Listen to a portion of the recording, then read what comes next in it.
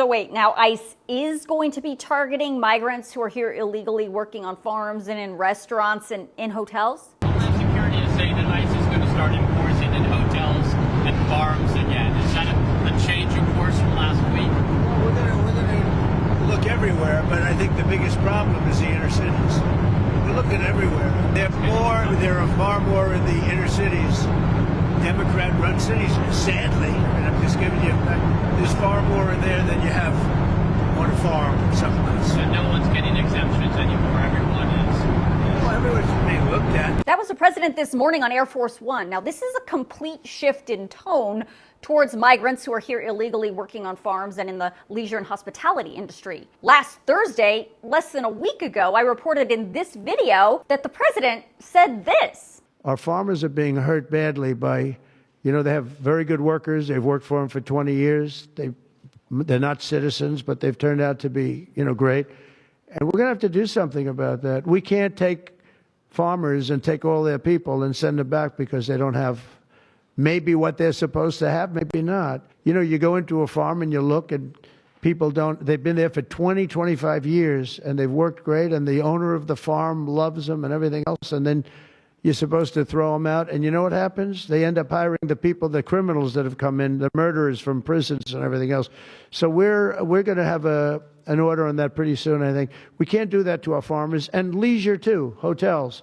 We're going to have to use a lot of common sense on that. After that statement, Homeland Security sent guidance to immigration agents fanned out across the country, directing them to hold off on worksite enforcement investigations and operations on farms and in restaurants and at hotels. But yesterday, immigration enforcement reportedly got a new directive.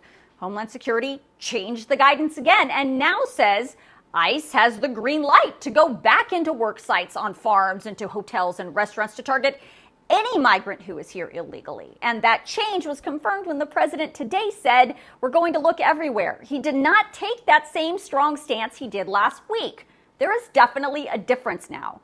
Now, according to his comments today on Air Force One and in a lengthy post he put on his social media page, while the president may be changing his mind about immigration enforcement on farms and in the leisure and hospitality industry, he's also stepping up his ICE raids with a specific focus on Democratic-led states. He said that he has directed ICE to expand efforts to detain and deport illegal aliens in America's largest cities, such as Los Angeles, Chicago, and New York. And the fact is, if the big beautiful bill is passed, we are only going to see more of these raids, bigger raids in more cities across the country. Why?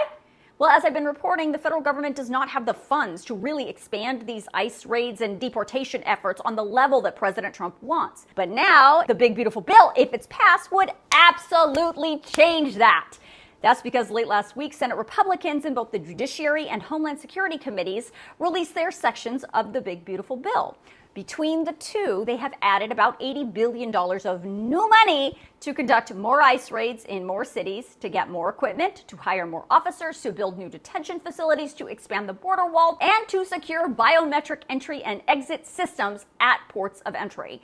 And that $80 billion is specifically marked for immigration enforcement for ICE, Border Patrol, and the Department of Justice. And that money is on top of their normal budgets. So how would this money be spent? Well, I can't go through everything, but according to the text released from both of the committees, some of the biggest funding allocations are $30 billion for ICE to hire and train new personnel specifically to carry out immigration enforcement activities, performance, signing and retention bonuses, and transportation costs to deport migrants from the country.